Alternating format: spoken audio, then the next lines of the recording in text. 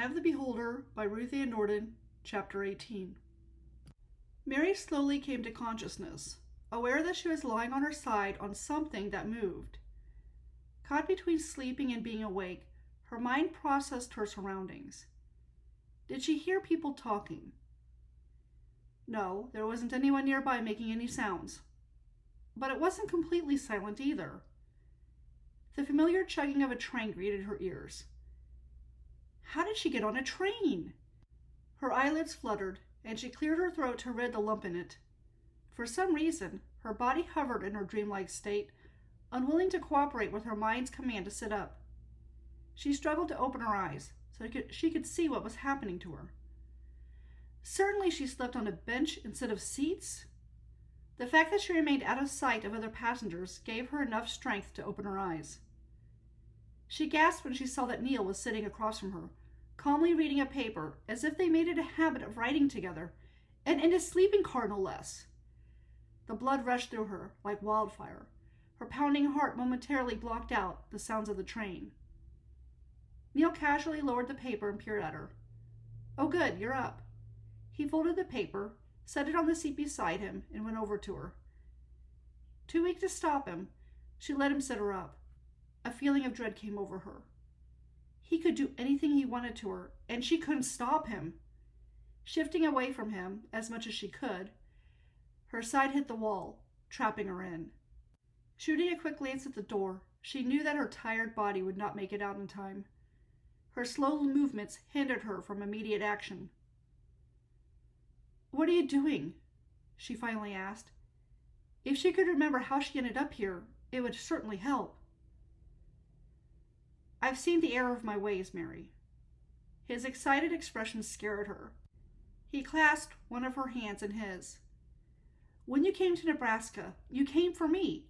You didn't come for Dave Larson. You answered my ad, and I was too stupid to realize what I was giving up. But that's all changed now. Things are going to go back to the way they were meant to be. We can be together. It'd be like the past year never happened." Despite the fact that she shook her head no, he continued in his boyish manner. "I know I was a fool, but I'll make up for it. You'll see. I'll treat you like you were made to be treated. You don't have to worry about Cassie. I don't love her. I love you." "No, Neil, you can't do this." "I can. It's so easy." "But I'm married, and you're married." For emphasis, she added, "We're married to different people." "That doesn't matter. We'll have to leave Omaha, but we can start a new life somewhere else. We'll just have to tell people that we're married. If you want, we could even find a judge to make it official." "That's against the law," she protested. "No one has to know. We'll find a remote area, so no one will discover the truth. Out west, it's easy to hide." Struggling to process the nightmare she found herself trapped in, she tried to recall what led her to this moment. She carried clothes. She thought she heard a sound from an alley. So she turned, and the next thing she knew, Jasper barked and someone covered her mouth. She recalled the sweet smell in the cloth. Was it chloroform? That would explain her exhaustion. "How did you get me on the train?" she demanded. "Didn't anyone notice him carrying her on the board?"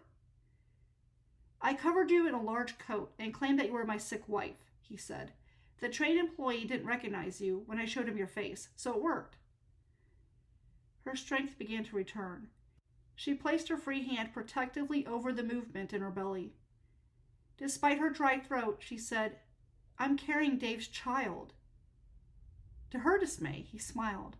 "Well, I already know that, but I'm prepared to raise the child as my own. You have nothing to worry about. We'll just tell people that your husband died and be married to give your baby a good home." "What about—" She almost said your daughter, but stopped. "Emily is right here." He pointed to the baby that slept in a bassinet. "I couldn't leave her with Cassie. Cassie doesn't care if Emily fares well or not. You'll care for her much more."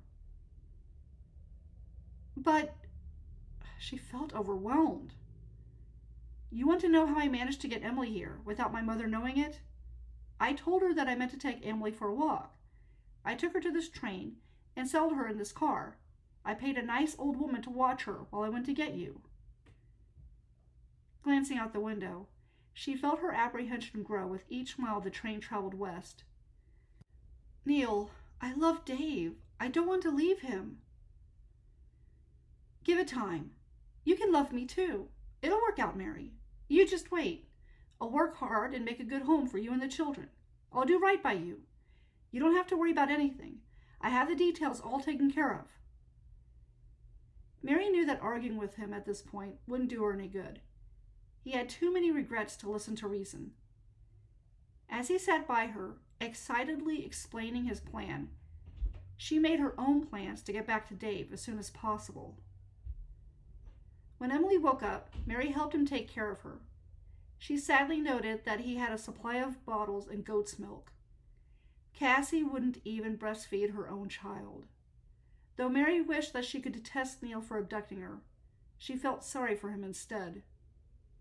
After Emily ate, he said, "Come on, we'll get you something to eat. You need to keep up your strength, especially since you're eating for two." Realizing that she might find an opportunity to escape, she nodded and followed him to the dining car. He held Emily during their meal. Mary barely tasted her food. In fact, she could only manage a couple of bites. She kept staring out the window at the rolling landscape, hardly aware of the people chatting at their own tables. Her mind raced with possible ways that she could get off the train without him noticing her. Neil carried on the conversation, either aware of her silence or talking because of it. "I can only pack one traveling bag. We'll worry about clothes for us when we reach our destination. It'll be rough at first, but I can work as a farmhand out west. I heard that help is sorely needed in Washington. Fortunately, I have experience taking care of cattle." With each minute that passed, her heart squeezed tighter. She had to think. How could she get away from him? "We're going to be happy." He smiled at her, rocking Emily in his arms. "I know you'll have to adjust to our new life together, so I'll be patient." Taking a deep breath, she ventured, "If you wish to find another woman, surely you can find one better suited for you. I am plain to look at." She hoped a reminder would bring him back to his senses. "You know, it's funny, but I can't remember why I ever thought you were ugly. You're actually pretty." She sighed. She had spent her entire life praying someone might find her attractive. And now that she had succeeded, she wanted him to find her as repulsive as he had when they'd first met. Her fingernails dug into the palms of her hands, a subtle action she quickly hid under the table. Think. She decided to reason with him. Tracing her lower lip with her tongue, she nervously began, "Neil, think carefully about what you want to do. There are people in Omaha who will miss you. Your mother loves you and Emily." "I know," he said. "She's a good woman. It won't be easy to leave her, especially after my father's death." Grasping onto that straw, she added, "You're her only child, and Emily is her only grandchild. Granted, she's not related to her by blood, but your mother doesn't know that, and there's no reason that she's going to have to ever know it.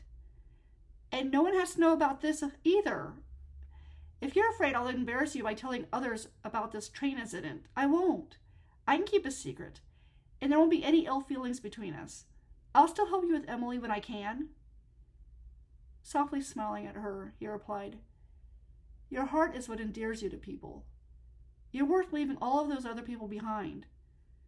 I didn't know your value before, but I do now. I won't ever forget." She couldn't panic. She had to think. Glancing at the uneaten food in front of her, she asked, "What about Dave? You were devastated to learn that Emily isn't your child. Wouldn't it be wise to let Dave know his baby?" When he hesitated, she continued, "We can't do anything about the past. Things have turned out the way they did for a reason. It's not up to us to know why, but I do believe if we do what is right, then good will come from it." He shook his head. "You and I being together is the right thing to do. That's why you answered my ad. I'm the one who messed things up. I admit it. I admit my guilt. I'm sorry for my mother and for Dave. But we should have done this to begin with." Clenching her dress in her sweaty hands, she forced her expression to remain calm. It won't do any good to dwell on regrets, Neil. The best thing we can do is focus on the future. Which is what we're here to do, he said. Talking sense into him wasn't working, so she needed to pray and act. Patting her belly, mindful of her baby's kicks, she asked, "May I be excused to take care of a personal need?" "Of course." To her dismay, he placed money on the table to pay for their bill and accompanied her to the group of lavatories at the end of the car. She reluctantly went to the restroom before she joined him in returning to their sleeping car. Her plan to find the conductor and ask for help had failed. Did Neil intend to follow her for the duration of the trip? How could she get away from him? She spent the rest of this day sitting stiffly beside him on the bench that could be pulled out to make a bed. He maintained his distance, which she silently thanked him for. The only man she wanted to touch her was her husband. When nightfall arrived, she helped him settle Emily down to sleep. She knew that the girl would wake up in the middle of the night for another bottle, but Emily might sleep long enough to give her a chance to escape. Neil slept on the berth above her fold-out bed. Once everyone settled and Neil's snores assured her that he was unconscious, she slid out of her bed. Grateful the chugging of the train muted her movements. Just as she reached the door, Neil stirred. "Mary, are you up?" Realizing he couldn't fully see her in the dark, she stepped towards the bassinet. Clearing her throat, she answered, "I thought I heard Emily whimper." To her surprise, he leapt out of his bed and stood next to her, checking on the baby. Resting his hand on the child's head, he breathed a sigh of relief. "I worried that this trip would upset her, but she seems to be handling it well." She nodded. "Well, I must have imagined I heard her." Quietly, she returned to her small bed and forced aside her agitation. The farther west they traveled, the more anxious she got. Closing her eyes, she pretended to fall back to sleep, hoping Neil would resume his snoring soon. After what seemed like hours, he finally slept. Slowly getting out of the bed, she tiptoed to the door. Pausing with her hand on the handle, she nearly jumped out of her skin when someone knocked on the door. Emily immediately woke up and began to cry. Out of instinct, she rushed to the child and held her close. Neil stopped her on the way to the door. "I can answer it. You should keep quiet and stay out of the way." He took the crying baby from her. Shocked, she stepped out into the corner so whoever was on the other side wouldn't see her. Neil opened it. "May I help you?" Emily had settled down, though her eyes inspected her surroundings. The man on the other side of the door said, "My wife and I are in the car next to yours, and she has a bit of motion sickness. Do you have anything that can settle her stomach?" Mary noted Neil's shoulders relax. She walked up to the two men and said, "I know some ingredients you can mix into a drink to help her." An idea sparked in her mind. "I'll need to find an employee to get them, and I'll mix the drink if you'd like." "I would be very much relieved if you would, ma'am," he readily agreed. Neil put his hand on her arm before she could race down the corridor. "Actually, it might be best if he gets the ingredients." "I don't mind doing that." The man waited for her to speak. Her hope fading, she gave him a list of ingredients, and he ran off to gather them. I better calm his wife. Mary quickly braided her hair, which had become disheveled while she had lain in bed. Neil grabbed a bottle, filled it with goat's milk, and followed her to the next car. She did feel disheartened that she had lost her chance of escape for the rest of the night, since it would soon be dawn. Neil sat on the bench across from the woman who lay down, moaning and holding her stomach. Sympathetic, Mary grabbed a cool washcloth and placed it on the woman's forehead, hoping it would ease the symptoms. "Your husband said you're experiencing motion sickness. I do know how to get rid of it. As soon as he returns, I'll make you a drink, and you must drink all of it. I know it'll be difficult, but I promise that you'll feel better in 10 minutes. The middle-aged woman nodded. "I'll do anything you want." Neil quietly sat, feeding Emily, while Mary made small talk with the woman, hoping to take her mind off of the severity of the pain. As soon as the man returned, she made the drink. The woman grimaced with each gulp that she took. Mary smiled encouragingly to help her finish it. Just as she predicted, the woman felt like her normal self in a matter of minutes. "I don't know how to thank you," her husband said, relief written across his face. "Poor Lois has never been on the rails before. We didn't even know this was going to happen." "Gary worries about me." She offered him a warm smile. "We'll be married for 25 years in 3 weeks." "I'm more in love with her today than when we first met." His lips curled upward. "I don't know what I'd do without her." "We see that you have a little one." Her eyes darted to Emily. "But you're expecting?" She looked at Mary, not hiding her wonder. "Her husband passed away, so we recently married," Neil quickly lied. "My wife died as well." "How sad. Fortunately, you have each other to get through with this. Gary and I have 7 children and 9 grandchildren. We feel very blessed. I'm sure when you're our age, you'll feel that way too." Mary tried to speak, but with Neil carefully watching her, she realized it wasn't the time to do so. Instead, she politely smiled and listened as Lois and Gary told them about their marriage, sadly wondering if she would ever see Dave again.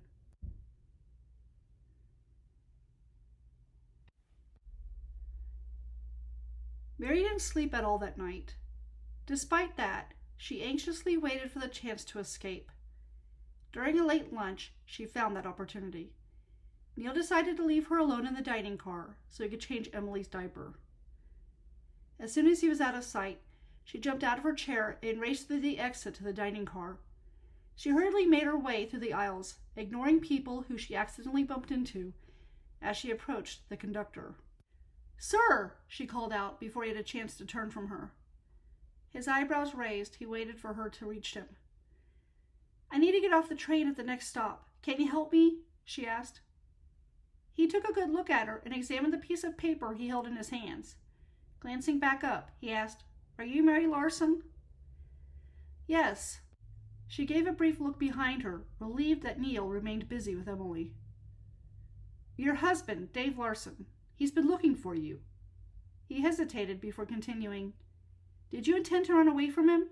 He hasn't been mistreating you, has he?" "Oh, no," she said. "Dave is most kind to me. I want to get back to him." "So a man by the name of Neil Craftsman did abduct you?" "Yes. I don't want to be here.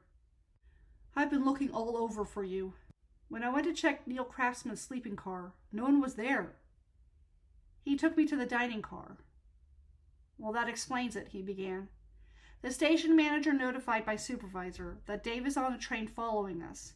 I just got this message a short while ago, so I didn't even know about this yesterday."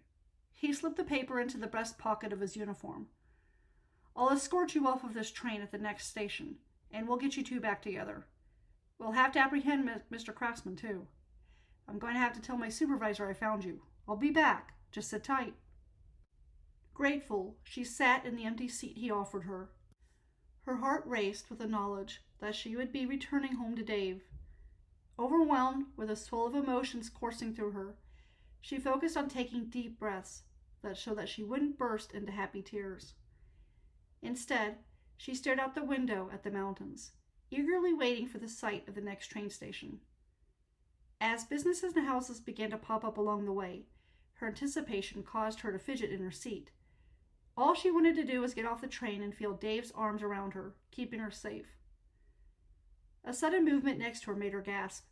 Directing her attention to the distraction, she nearly cried with alarm when Neil sat next to her. Surely the conductor would return soon and keep her from continuing on the train with the man beside her. Neil held a sleeping Emily in his arms and sighed in despair. You must really love him. Knowing he talked of Dave, she held her tongue. We'll arrive at Salt Lake City, Utah within the half hour, he said. I'll see you off the train and pay for your ticket home. Shocked, she could only manage a weak response. You're letting me go? He nodded. Giving her a reluctant look, he explained. The couple we talked to last night have the kind of love that you and Dave share. If Cassie loved me as well as you love Dave, I'd want her to return to me. And if the roles were reversed, if you had married me and Dave took you away from me, I'd want him to come to his senses and let you come back." He shrugged, apparently finding his words hard to say. "I was selfish. I've been selfish my whole life. It's time I owned up to my actions and accepted responsibility for them. I deserved what I got when I married Cassie. Dave's a better man than I am. I can't think of anyone who deserves you more than him. You two do well together. I'm sorry, Mary. Do you think you can forgive me?" She smiled sympathetically at him. "Yes, I forgive you. And thank you for letting me go back." He gave her a sad smile in return. "I'll always regret not being as smart as Dave was on that day that you arrived in Omaha. But I do have Emily. Maybe that's worth being married to Cassie for. And there is my mother to consider. I'm all she has in her old age." "I'm glad you have them," she said. "Your mother speaks well of you. As for Emily, she's in good hands with you. There's more to being a father than getting a woman in the family way." The conductor returned, ready to speak to Neil. Mary knew that he meant to be harsh with her captor, so she quickly intervened and informed her that they had resolved the matter and she would wait for Dave's arrival. "Nonetheless," the man began, "I will remain with you until you are reunited with your husband." He shot Neil a wary look before sitting in the row in front of them. "I'll gather the traveling bag," Neil told her. "I'm going to face the consequences of my actions, no matter how unpleasant." Once they disembarked, the station manager stayed by her side the entire time. "Do you want to notify the police about this?" he asked Mary while Neil stood at the ticket counter to buy tickets back to Omaha. She shook her head as she watched him hand the ticket agent some money. An overweight man following two young chatty women obscured her view of him, but the slump in his shoulders spoke volumes of how much the past year had changed him. He was no longer the arrogant, self-seeking man who took one look at her and told her that coming to Omaha had been a wasted trip. If only Cassie had been the woman he had assumed that she was. If only he had fathered her child. If only Cassie had cared about her, that she even had a child.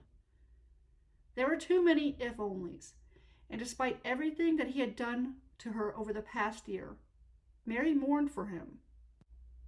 Later that afternoon, as she sat with the station manager, a train pulled in, and she jumped up, gripping the skirt of her dress. Passengers filed out the doors. A young couple with two rambunctious children looked relieved to be at the station. "I'm not going through that again," the man grumbled as they passed her. A young woman squealed in delight and raced by Mary so that she could hug her mother. The station quickly filled with patrons who hustled about their business, making Mary reminiscent of the day that she had met Dave. And as soon as she saw him, she rushed over to him. She knew that he was coming for her, but seeing him there spoke of his love more than his words ever could. He looked at her in time to open his arms and wrap her in a big, warm hug. His passionate kiss revealed just how much he had missed her. "Oh, Mary," he whispered in her ear, still holding her tightly to him. "I didn't think I was ever going to see you again. His voice choked, preventing him from speaking further. He buried his face in her neck. She felt moisture on her skin and realized that the thought of losing her made him cry. Closing her eyes, she held on to him, oblivious to the activity around them. A minute passed before he asked, "Did Neil hurt you?" Noting the sudden anger in his voice, she hurried to assure him, "No, I'm fine." He realized that I wanted to be with you and agreed to let me go. "I need to have a few words with him," he began, "and it won't be talk meant for a lady. Will you stay here and wait for me?" Her eyes darted to Neil, who sat on a bench, cradling Emily. "Don't be too hard on him. He did come to his senses in the end." Dave didn't respond. Turning from her, he approached Neil, and with all the people laughing and talking around her, she couldn't make out what he said. But it was just as well. She didn't really want to know. After a couple of minutes, Dave returned to her and took her hand. She couldn't tell how he felt, since his face was unusually expressionless. "He won't be bothering you any more," he said, serious but relieved. He squeezed her hand. Let's get something to eat and then board the next train home. She nodded. After the long ordeal, she leaned against him as they walked to the restaurant. In mid-August, Mary gave birth to Isaac, saying that his name meant laughter, and since marrying Dave, she had a reason to laugh because she not only loved her husband, but he loved her too. Dave agreed to the name as he held his son with a deep sense of love and pride. In late September, while they ate breakfast, Mary finally showed him a letter that her parents had written. Though she had shown him the ones from her sister Grace, she hadn't showed him any from her parents. He had let the matter go, figuring that she had a good reason. In this particular letter, her parents had congratulated them on their son and expressed their hope to visit them before Thanksgiving. She gasped in surprise when she read their statement, saying that their new grandson had to be adorable because she was pretty. Well, they never called me pretty before, she said, glancing up at him from the vanilla stationery. Well, we're going to have to correct them on their thinking, he replied after he swallowed his coffee. You're not pretty. You're beautiful. On this day, they went to his parents' farm to help with the harvest. After Mary and Isaac joined the women, he joined the men and boys who were old enough to chop corn. He picked the row between Tom and Jimmy and got to work cutting down the stalks with his reaper. It feels strange without Neil pitching in at the harvest, Tom commented. What made you think of him? Dave asked. The last person Dave wanted to dwell on was Neil Craftsman. He had forgiven the man, but didn't want to have anything else to do with him. Neil had stopped planting crops and was focusing on bettering the quality of his livestock, so he didn't join in the harvest anymore, and that was just fine with Dave. Tom shrugged as he threw his stalks into the pile in a row. I don't know. I guess I recall this time last year when we were all out in the fields, and he and I had that conversation about having daughters. I bet he's coming around to seeing things my way now that he has Emily to look after. Neil's done a lot of changing, Jimmy replied, and growing up too. I haven't caught a stray animal on my property in months. Dave had to admit that it was nice to no longer rope cattle and horses for the man. Dave, Tom began, as Dave chopped down another stalk. How did you luck out with a boy? Dave shrugged. I was meant to have a boy. You have girls because you were meant to have girls. What's your fascination with having a boy anyway? Jimmy wondered. Tom loudly sighed. I want a boy who can protect my girls. I can't be there all the time to watch over them. If they had a strong brother, men will think twice before taking advantage of them. Dave threw his stalk on his pile and shook his head. Aren't you forgetting Richard's 9-year-old boys, Mark and Anthony? There's also Greg, Jeremy, and now there's my son. Your girls have 5 male cousins to rush to their defense. Suddenly, Tom's mood brightened. You know, I never thought of it that way. Their cousins will want to protect them, and Richard's boys are older than my girls. Oh, what a relief! Jimmy chuckled. I'm sure your wife will agree. They continued their work until Doris chimed the supper bell. Rather than sitting on the ground, as he usually did with the other men, Dave slipped into the house, where the women scrambled around the children to bring portions of the meal to the men. Grinning when he noticed that Mary was alone in the kitchen, cutting an apple pie, he wrapped his arms around her and kissed her neck. She gave a startled shriek before she burst out laughing. Dave, that's not fair. You scared me. He softly laughed. Will you save me a slice? Well, don't I always? You do. I'm just hoping you won't forget. You're the one with the memory problem, not me. She turned to him and gave him a peck on the cheek. Realizing they had the moment to themselves, he pulled her against him and deeply kissed her, taking in the mouth-watering scent of apples and cinnamon. She felt wonderful, and he found himself anticipating nightfall. I do love you, Mary, he whispered in her ear. I love you too. Her arms tightened around him. He reluctantly released her when he heard the voices of his mother and Jessica as they entered the house. So that's where my son disappeared to, he said. His mother cradled the baby in her arms. You can't deny a grandmother the joy of holding her grandchildren. Little Aaron is already walking away from me, she pouted and looked at Isaac. Babies don't wait long before they run off. Mary giggled and turned back to the pie resting on the table in front of her. Dave ruffled his son's fine blonde hair and kissed the top of his head. Isaac cooed at his father. I love you too, little one. Standing up straight and glancing Mary's way, he said, I reckon I better get out there so I can eat some of that pie. I'll bring it right out, Mary promised. Once he settled between Tom and his father, the men commented on how lucky Dave was to be guaranteed a slice of Mary's pie as she brought it out to him. There never seemed to be enough slices for everyone. What can I say? Dave asked. I got lucky when I married her. Watching her return to the house, he considered that he was, perhaps, the luckiest man in the world to have married someone with the inner and outer beauty of Mary Peters. And that concludes Eye of the Beholder.